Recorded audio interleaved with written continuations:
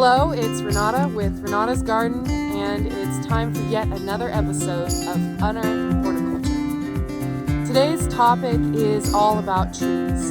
And no, I'm not talking about Christmas trees, even though for most of us that's all we're thinking about in the month of December. I'm actually talking about our outdoor trees. In Kansas, because we have so few trees, it's important that we take good care of the trees that we do have. So in this episode, I am going to focus in on winter tree care because it's something that's often overlooked but is extremely important to the health of our trees. So the first thing that is most important when you are looking at tree health is moisture level. And in Kansas, we often have winter droughts, and that's something that's kind of sneaky because you don't realize that trees need water in the winter, or plants need water in the winter. But if our soil gets dry enough, plus you have low temperatures that can stress the tree a little bit, you've got winter stress damage and potential for drought stress damage. And both of those two together can actually have a tremendous toll, take a tremendous toll on your trees and can cause eventual tree death. So you want to make sure that your trees are well watered in winter months.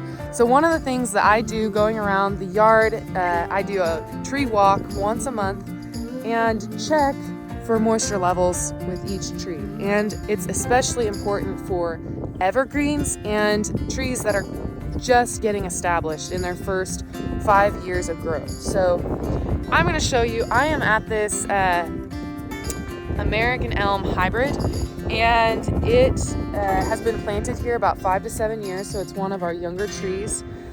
And I am just going to kneel down here, and if I don't get my shadow in the video, let me see. And I'm just going to check soil moisture level. So I'm going to flip you around here so you can see this.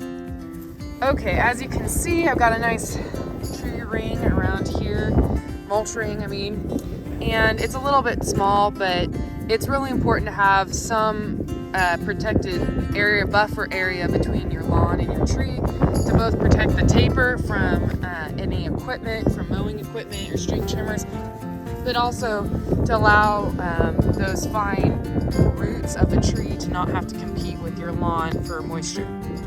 So I'm just going to pull the mulch back here, and I'm going to check. We have clay soil, so it's kind of hard to get down. So the moisture's not bad. It's not great either. You can see we got pretty crumbly soil, pretty dusty. It's not bone dry like I've seen it in the past, but it definitely is due for watering. This tree here is an elm, and it's been here about 5 to 7 years, so it's pretty well established, but I'm still keeping a close eye on it, especially as we have repeat drought winters. All right, so here is my Kentucky coffee tree, and they're really quite tall and limber, but I am going to check this guy. This one was planted at the same time as the elm tree, but it establishes a little bit slower because it's a slower grower. So that's another thing to keep in mind, that tree species can determine established time.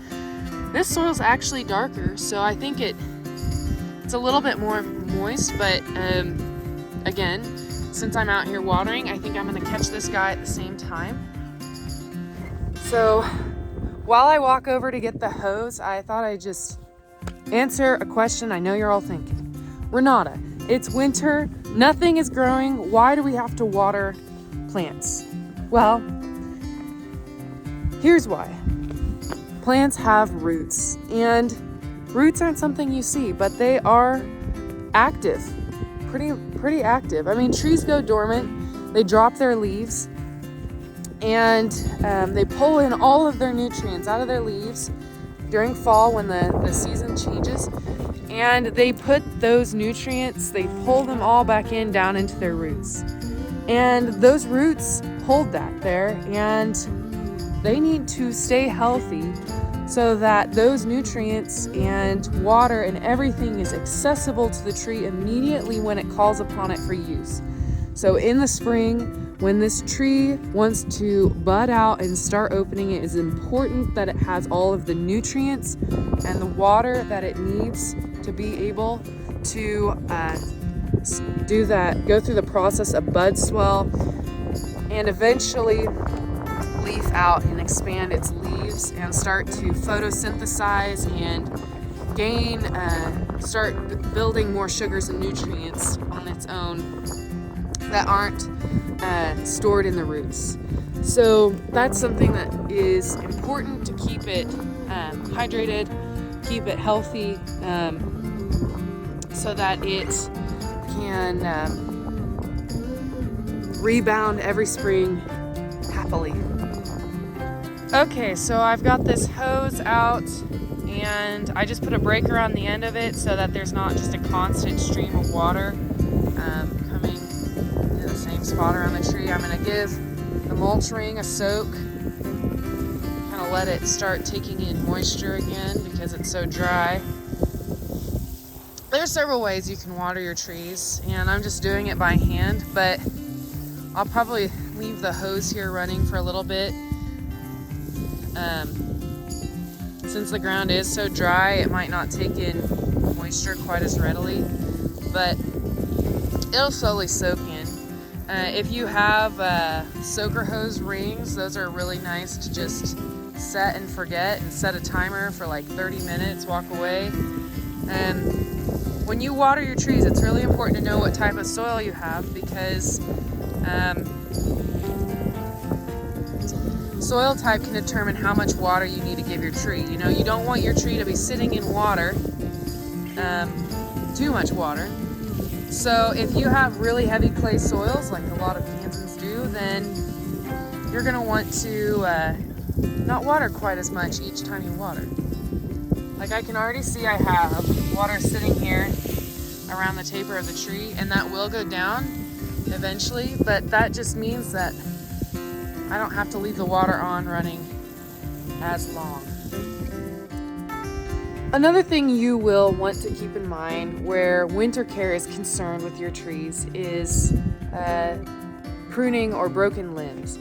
And in winter, it can be frequently we have ice storms or wind storms like we just had in the Midwest that can cause tree branches to break and either stay partially attached or completely break off. The important thing to remember is that trees have been around a long time and they have response processes built to take care of themselves and to survive. And so they actually have this response called compartmentalization of decay, and it protects them from things entering in those open breaking points. And so really the most important thing for you to do when you have tree damage like that is just to make sure that the limbs that are either partially attached or hanging in the tree are removed. Mostly for your own safety and people's safety walking underneath the trees, but also to prevent further damage from occurring in the tree. If the limb is still attached and it rips down the side of the trunk, then it can remove some bark and cause more severe damage. So it's really important to remove those limbs as soon as you notice that they are broken. All right, so there are obviously some tree species that handle winter better than other tree species. That's why we don't have some trees that grow in the south that are up in Kansas. So some trees are more hardy than others. And usually the more slow growing trees establish better and they get better root masses and they can handle winter drought better. Things like native oaks, like our bur oaks or chinkapin oaks. But there are other tree species that do not handle the stress well at all. And some of our elms that aren't native, like Chinese elm, lacebark elm, they can start to show signs after several years of repeat drought. But there are especially one group of trees that don't necessarily do well with winter stress in Kansas, winter drought stress particularly, and that are more susceptible to problems, and that is the evergreen group. And evergreens, they do handle cold well, but when we have a drought and wind-stricken climate like Kansas, then we have issues because the trees, their leaves are always holding the nutrients in them. They don't lose their leaves to protect themselves. And so it's really important that you keep your evergreens well watered and well cared for. And evergreens often are windbreak trees. And so they are susceptible to things like wind burn in winter. And we just had that major storm. And so if you notice some of your young growth on your trees starting to turn kind of a brown color, it's usually wind burn, a little bit of drought stress from winter months. So some trees recover more easily from that. Some evergreens do than others.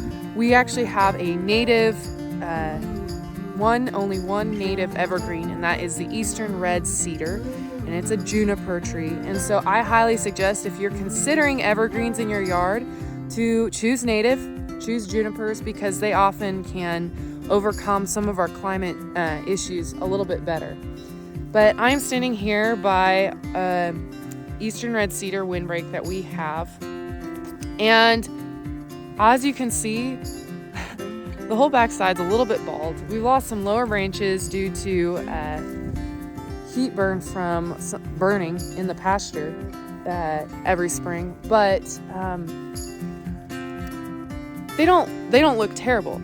Cedars you can limb up with time, but their young growth is most susceptible to wind burn. So you'll want to watch out for some of that. There's nothing really you can do to control it, but like I said, depending on the evergreen, some are more susceptible than others. The best thing you can do for your evergreens in winter is to keep them watered.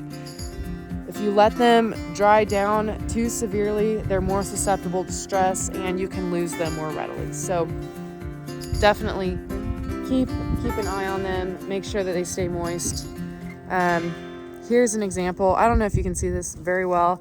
It's the newest growth on this is turned brown. Really, it's because of drought stress, winter drought stress, and the windstorm that we just had. So if you're looking for that, that's what that is.